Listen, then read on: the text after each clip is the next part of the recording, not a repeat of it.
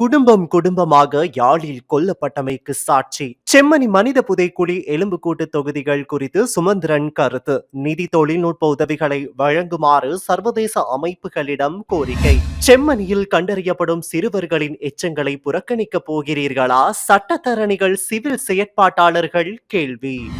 துரோகியையும் தியாகியையும் ஒன்றிணைத்த அனுர அரசாங்கம். பேராசிரியர் கண்ணமுத்து சிதம்பரநாதன். செம்மணி தொடர்பில் செயற்கை படங்களை சமூக வலைதளங்களில் பரப்புவதை தவிர்க்கவும், இல்லையில் சட்ட நடவடிக்கை என்கிறார் சட்டத்தரணி ராணிதா. ஐரோப்பாவில் காட்டுத்தீ அனர்த்தம். ஸ்பெயினில் 46 பாகை செல்சியஸுக்கு உயர்வடைந்த வெப்பநிலை. ரெனான் மாலிகாவத்தை யூத் வெற்றிகளுடன் சூடு பிடிக்க ஆரம்பித்துள்ள ஐ லீக் கால்பந்தாட்டம்.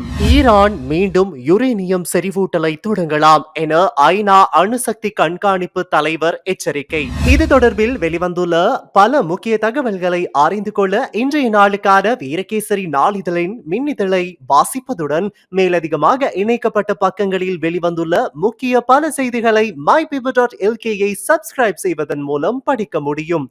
வீரகேசரியின் கர்ஜனை எங்கேயும் எப்பொழுதும்.